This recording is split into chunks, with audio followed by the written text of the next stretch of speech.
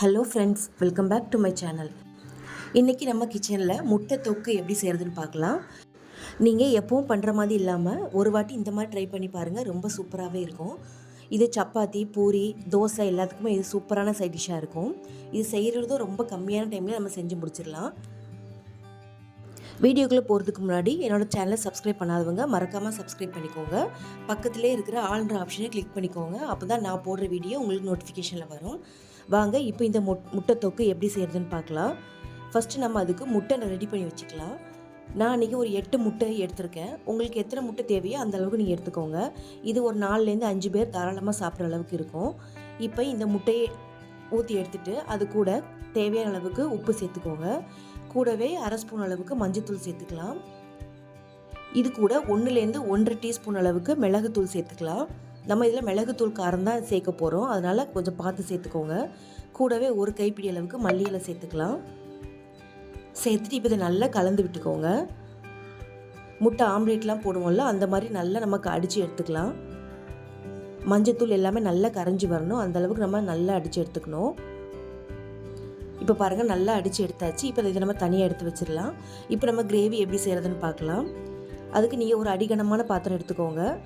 இதில் ஒரு 4லேருந்து 5 table spoon அளவுக்கு எண்ணெய் சேர்த்துக்கோங்க. இப்போ இந்த எண்ணெய் சூடானதும் கொஞ்சமாக கடுகு சேர்த்துக்கலாம். கூடவே 1 ஸ்பூன் அளவுக்கு சீரகம் சேர்த்துக்கோங்க. நீங்கள் விருப்பப்பட்டால் இதில் கொஞ்சமாக பட்டை, ஏலக்காய் கூட சேர்த்துக்கலாம். அதோட ஃப்ளேவர் கூட இதில் நல்லாயிருக்கும். இப்போ கடுகு, சீரகம் எல்லாமே நல்லா பொரிஞ்சதும் நம்ம கட் பண்ணி வச்சுருக்க வெங்காயத்தை சேர்த்துக்கலாம். இந்த தொக்குக்கு நீங்கள் வெங்காயம் எவ்வளோ சின்னதாக கட் பண்ணுறீங்களோ அந்தளவுக்கு சீக்கிரமாக நமக்கு வதங்கி வரும். நான் நல்லா இந்த மாதிரி பொடிசாக கட் பண்ணி எடுத்து வச்சுருந்தேன். இதை இப்போ நல்லா நம்ம வதக்க போகிறோம். இப்போ இதை லைட்டாக நம்ம கலந்து விட்டுட்டு இப்போ இது கூட கொஞ்சமாக கருவேப்பிலையில் சேர்த்துக்கோங்க. கருவேப்பிலை சேர்த்துட்டு கட் பண்ணி வச்சுருக்க 2 பச்சை மிளகாவை சேர்த்துக்கலாம். உங்கள் காரத்துக்கு எவ்வளோ தேவையோ அந்தளவுக்கு சேர்த்துக்கோங்க.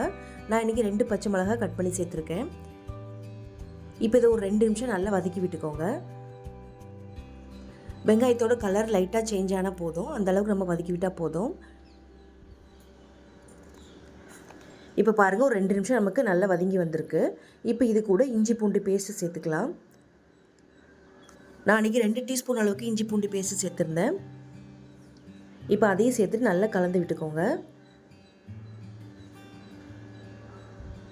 இப்போ இதை லைட்டாக கலந்து விட்டுட்டு நம்ம அரைச்சி எடுத்து வச்சுருக்க தக்காளி இதில் சேர்த்துக்கலாம். அப்போ தான் நமக்கு இஞ்சி பூண்டு பேஸ்ட்டு அடி பிடிக்காமல் இருக்கும். நான் அன்றைக்கி 2 தக்காளி பழத்தை இதே மாதிரி கொரகொரப்பாக அரைச்சி எடுத்துருக்கேன். ரொம்ப நைஸாக அரைச்சிடாதீங்க, ஒன்று பாதியமாக அரைச்சி எடுத்துக்கோங்க. இப்போ அதையும் இதில் சேர்த்துட்டு நல்லா கலந்து விட்டுக்கோங்க. இப்போ நமக்கு இந்த இஞ்சி பூண்டு பேஸ்ட்டு தக்காளியோட பச்சை வாசனை எல்லாம் போகணும். இது வதங்கிட்டு இருக்கும்போதே நம்ம எடுத்து வச்சுருக்க ஒரு 50 ml அளவுக்கு தயிர் சேர்த்துக்கோங்க. நல்ல கட்டிகள் இல்லாமல் கரைச்சி எடுத்துக்கோங்க. புளிப்பில்லாத தயிராக சேர்த்துக்கோங்க. இப்போ தயிரை சேர்த்துட்டு மறுபடியும் நல்லா கலந்து விட்டுக்கலாம்.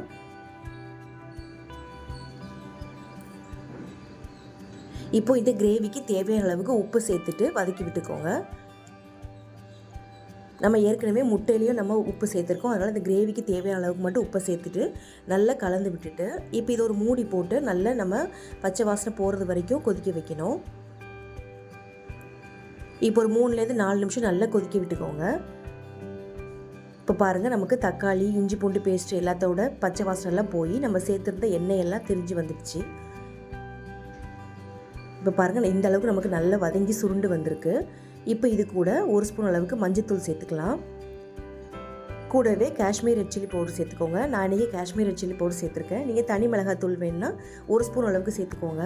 நான் காஷ்மீர் ரெட் சில்லி பவுடர் காரம் இருக்காது, அதனால் 2 ஸ்பூன் அளவுக்கு சேர்த்துருக்கேன். கூடவே ஒரு 1/4 ஸ்பூன் அளவுக்கு கரம் மசாலா சேர்த்துக்கலாம். இது கூடவே 1லேருந்து 2 டீஸ்பூன் அளவுக்கு மிளகுத்தூள் சேர்த்துக்கலாம்.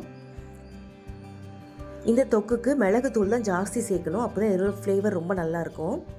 சேர்த்துட்டு இதை நல்லா கலந்து விட்டுக்கோங்க.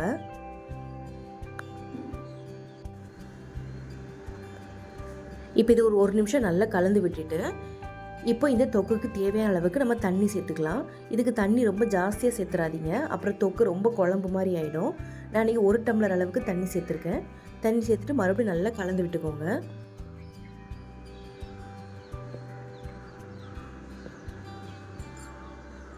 உங்களுக்கு எந்த அளவுக்கு வேணுமோ அந்த அளவுக்கு நீங்கள் தண்ணி சேர்த்துக்கலாம். நான் இன்றைக்கி சப்பாத்திக்கு செஞ்சுருக்கேன், அதனால் கொஞ்சம் திக்காகவே செஞ்சுருக்கேன்.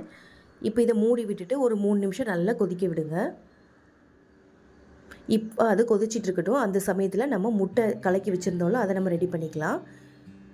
ஒரு பேனில் கொஞ்சமாக எண்ணெய் ஊற்றிக்கோங்க. எண்ணெய் ஊற்றிட்டு அது சூடானதும் நம்ம அடித்து எடுத்து வச்சுருக்க முட்டையை இதில் சேர்த்துக்கலாம். நம்ம அடித்து எடுத்து வச்சுருந்த முட்டை ஃபுல்லாகவே இதில் சேர்த்துக்கலாம். சேர்த்த உடனே முட்டையை கலக்கி விட்டுறாதீங்க. அப்புறம் ஒரு மாதிரி முட்டை ஸ்மெல் ரொம்ப வர மாதிரி இருக்கும். இப்போது இந்த முட்டை வெந்து வர்றதுக்காக ஒரு நிமிஷம் மட்டும் மூடி போட்டு அப்படியே வேக விட்டுருங்க.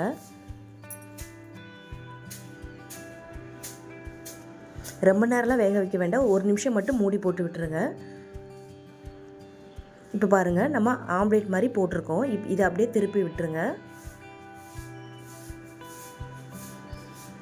இது ரொம்ப ஷேப்பாக வரணும் அப்படின்லாம் ஒன்றும் இல்லை.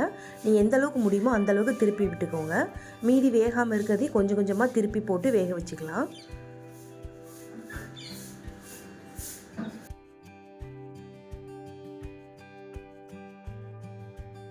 இப்போ பாருங்கள், ஒரு சைடில் கொஞ்சம் வேகாமல் இருக்குது. இப்போ இதையும் திருப்பி நல்லா வேக வச்சுட்டு நமக்கு தேவையான ஷேப்பில் நீங்கள் இந்த மாதிரி கட் பண்ணி விட்டுக்கோங்க. கொஞ்சம் பெரிய துண்டுகளாகவே கட் பண்ணிக்கோங்க. அப்போ தான் சப்பாத்திக்கு தொட்டு சாப்பிட்றதுக்கு நல்லாயிருக்கும். இப்போ பாருங்கள், இன்னும் கொஞ்சம் வேக வேண்டியிருக்கு. நம்ம மறுபடியும் கொஞ்சம் மூடி போட்டு ஒரு நிமிஷம் மட்டும் நல்லா வேக விட்டுருங்க. இப்போ பாருங்கள், நமக்கு முட்டை ஃபுல்லாகவே நல்லா வெந்து வந்திருக்கு. இப்போ மறுபடியும் இதை சின்ன சின்ன பீஸாக கட் பண்ணி விட்டுறலாம்.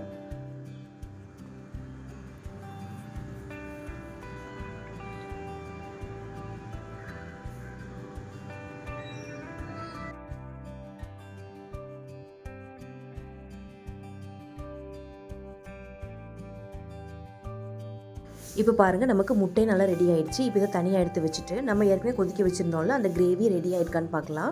இப்போ பாருங்கள், கிரேவி நமக்கு நல்லா ரெடி ஆகிட்டு நம்ம சேர்த்துருந்த எண்ணெயெல்லாம் நல்லா பிரிஞ்சு வந்திருக்கு. இப்போ இதை ஒரு வாட்டி கலந்து விட்டுக்கோங்க. இப்போ இதை நல்லா கலந்து விட்டுட்டு இப்போ நம்ம ரெடி பண்ணி வச்சுருக்க முட்டையை இதில் சேர்த்துக்கலாம். இப்போ பாருங்கள், நம்ம முட்டையை சேர்த்து விட்டுட்டு நல்லா கலந்து விட்டுக்கலாம். பொறுமையாகவே கலந்து விடுங்க. முட்டை இன்னும் ரொம்ப சின்னதாக்க வேண்டாம். இந்த அளவுக்கு நமக்கு ஷேப்பில் இருந்தாலே போதும். இப்போ நல்லா கலந்து விட்டுட்டு மறுபடியும் ஒரு 2 நிமிஷம் மட்டும் மூடி போட்டு அப்படியே விட்டுருங்க. நமக்கு சேர்த்துருக்க முட்டையில் அந்த காரம் எல்லாமே நல்லா சேர்ந்து வரணும். அதுக்காக தான் அந்த 2 நிமிஷம் நம்ம அப்படியே வேக விட்டுருக்கோம். இப்போ பாருங்கள், ஒரு 2 நிமிஷம் கழித்து நமக்கு நல்லா அந்த முட்டையில் மசாலா எல்லாமே நல்லா பிடிச்சிருக்கு.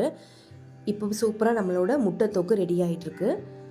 இது கூடவே லாஸ்ட்டாக இறக்கும் போது கொஞ்சமாக மல்லி இலை போட்டுட்டு அடுப்பை ஆஃப் பண்ணிவிடுங்க. அவ்வளோதாங்க, நம்மளோட சூப்பரான முட்டை தொக்கு ரெடி ஆயிடுச்சு. இது சப்பாத்தி பூரிக்கெலாம் கூட ரொம்ப சூப்பராக இருக்கும். இது செய்கிறதுக்கும் ரொம்ப ஈஸியாகவே நீங்கள் செஞ்சிடலாம். கண்டிப்பாக ஒரு வாட்டி ட்ரை பண்ணி பாருங்கள். இது சப்பாத்தி பூரிக்கு மட்டும் இல்லைங்க, சாப்பாடு கூட சாம்பார் சாதம், ரசம் சாதம் எல்லாத்துக்குமே சைட் டிஷ்ஷாக ரொம்ப சூப்பராக இருக்கும். என்னோட இந்த வீடியோ உங்களுக்கு பிடிச்சிருந்துன்னா மறக்காமல் லைக் பண்ணி ஷேர் பண்ணுங்கள். தேங்க்ஸ் ஃபார் வாட்சிங்.